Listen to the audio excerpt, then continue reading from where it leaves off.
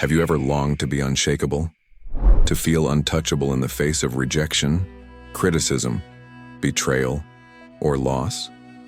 Have you imagined a day when the silent suffering would finally subside? When that quiet anguish gnawing at your insides would release you? Even as you continue to wear a smile on the outside, maybe you're exhausted, tired of living to meet everyone's expectations, of upholding the illusion of strength while inside. All you crave is rest. You might be silently begging for a break from the burden of always needing to be invulnerable. Here's a truth few dare to say. As long as you run from pain, it will own you. As long as you numb yourself, hide, or protect your image, you remain imprisoned by every word that wounds, every disappointment that cuts, and every silence that crushes. And that isn't weakness, it's the human condition. The only difference is that some people are just better at pretending than others. Carl Jung, a pioneer in depth psychology, once said that we are not what happens to us. We are what we choose to become. And that's where the door to transformation lies. It's not about shielding yourself from the world. It's not about becoming indifferent or emotionally untouchable. It's about integration. True strength doesn't come from the absence of pain. It comes from facing it fully, with eyes open, even when you're still bleeding. If you're still reading this, it's not a coincidence. This message is for you, the one who is tired of always being the one who gets hurt, the one who feels emotionally outmatched, as if the world holds a kind of power over you that you can't quite name. I want you to know, it doesn't have to be this way. But to change, you will need to face truths that may sting.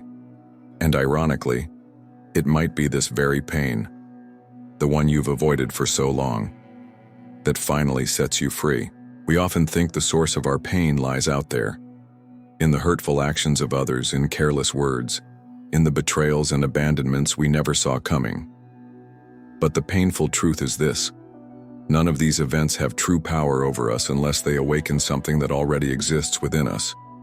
The real pain isn't the offense itself, but what it reactivates: an old wound, a forgotten trauma, an internal story we've never questioned.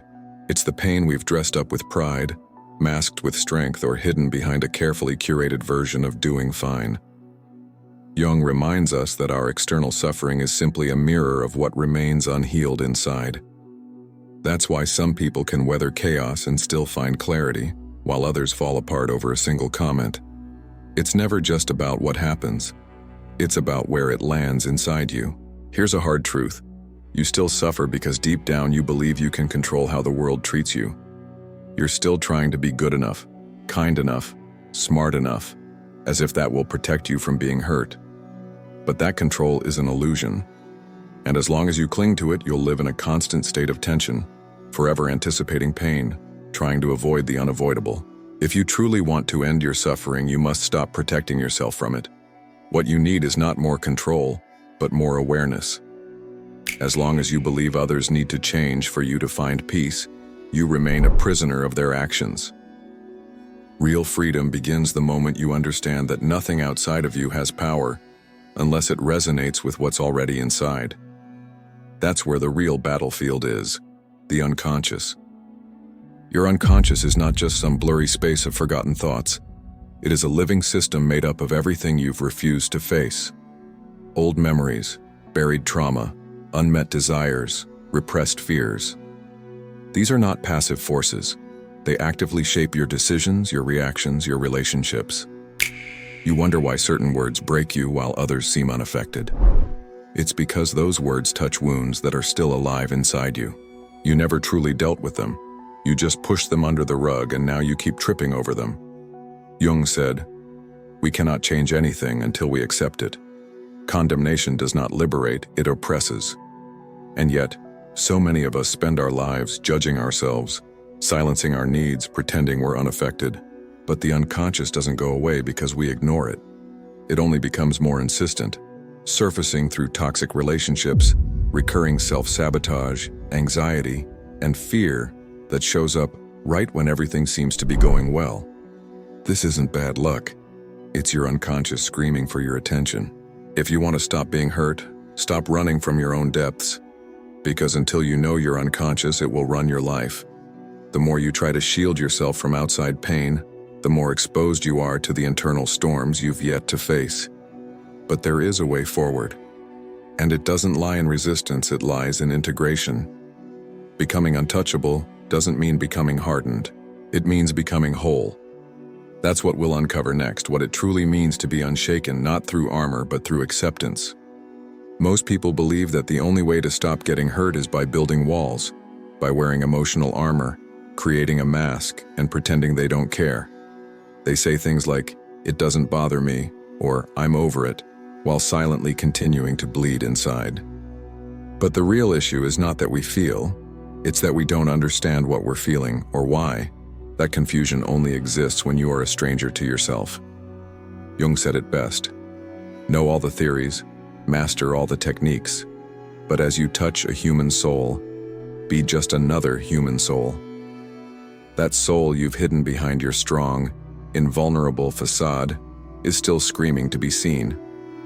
Emotional strength is not coldness. It's not about numbing out, dodging conflict, or pretending to be unfazed. It's about radical self-honesty. It's about integration, acknowledging every shadow, every fear, every flaw that you've buried deep.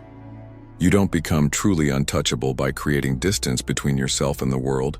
You become untouchable by embracing everything within you. When you no longer reject your own fears and insecurities, they lose their power. You stop reacting blindly. You stop living as an emotional puppet. That's freedom. Jung called this process individuation, the path of becoming who you really are. Not what others expect, not who you think you should be to be loved or accepted, but the true self that emerges when your light and your shadow are no longer at war. Individuation isn't about perfection, it's about integration. You don't need to become better, you need to become whole. And here's the final truth. The more you run from pain, the more it pursues you. The more you pretend not to feel, the more fragile you become. But when you face it, when you finally look inward instead of outward, everything begins to change. That's when the journey begins. There comes a moment when true strength is not found in how much you can endure, but in your willingness to face the parts of yourself that you've long avoided. Real transformation begins when you stop trying to fix the world around you and instead turn inward, toward the wounds you've buried, the fears you've silenced, and the truths you've denied. To embrace yourself fully, with all your contradictions, light and shadow, pride and shame, is to become unshakable. No external force can break someone who is at peace with who they are. But walking this path takes courage. The courage to feel, to remove the masks, to let go. Because the doorway to growth is often hidden inside pain.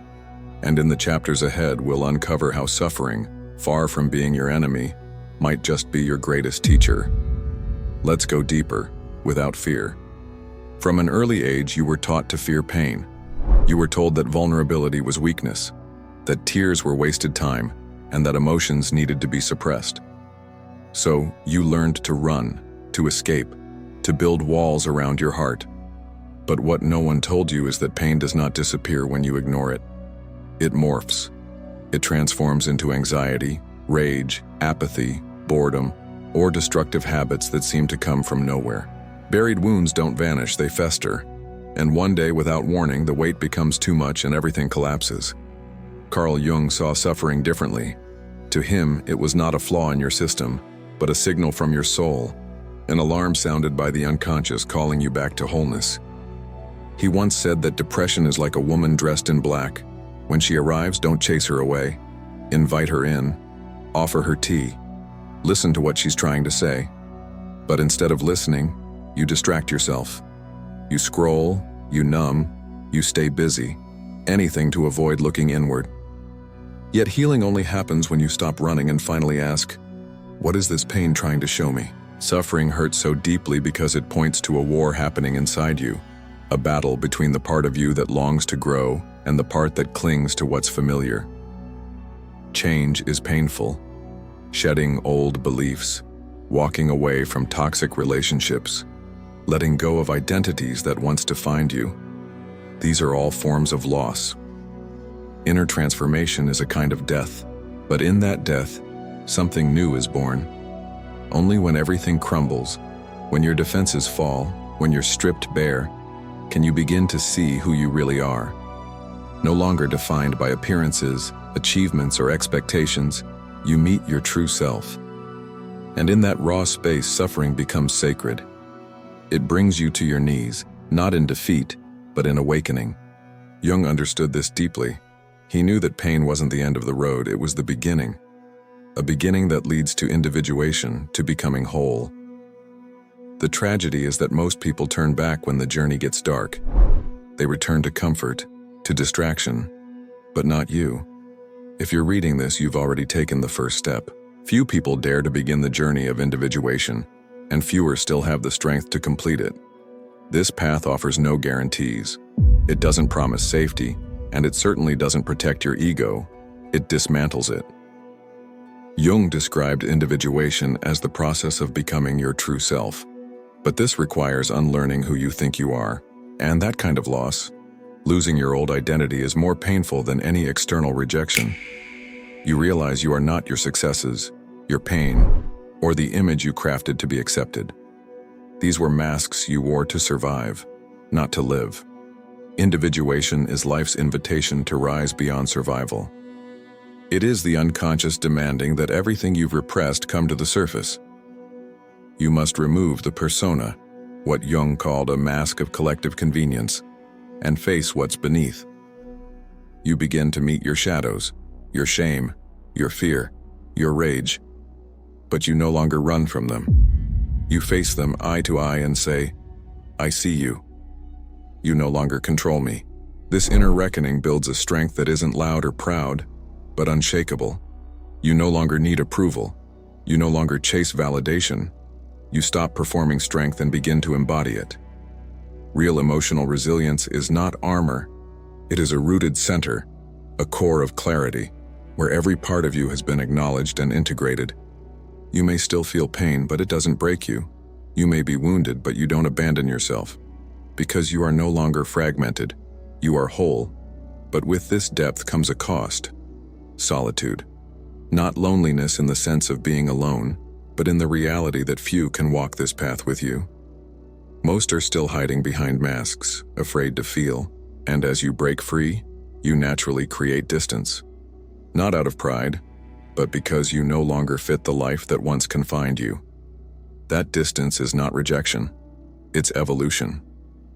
And here we arrive at the final stage, consciousness as your shield. You see, true protection doesn't come from toughness, it comes from clarity. Nothing external can overpower you if you are fully aware of what lives within you. The words may still sting, the rejections may still hurt, but they no longer define you. Awakening is not a magical moment. It is a daily act, a commitment to meet yourself honestly, to feel fully, to take responsibility for your emotions instead of blaming others, the past, or fate. Jung said it best, "What you resist persists. What you accept transforms." You've spent your life resisting your fears of rejection, abandonment, not being enough. You tried to fix it by being perfect, by being strong, by being everything to everyone. And now you're exhausted. But the truth is clear. Real immunity is not hardness. It is awareness. When you understand your wounds, your patterns, your triggers, the world no longer has the power to destroy you. You still feel, but you do not fall apart. You still hurt, but you remain whole. And that changes everything. The key is not in avoiding life, but in diving into it with open eyes and an open heart. Those who skim the surface are shaken by every wave, but those who dive deep find peace, stability, and strength in the stillness below. And that's where you're headed. Let's build a community of people who are done pretending and ready to live with depth and authenticity. And remember, this is just the beginning. True transformation doesn't happen all at once. It begins when you keep going, step by step, even when it gets hard. See you in the next part of the journey.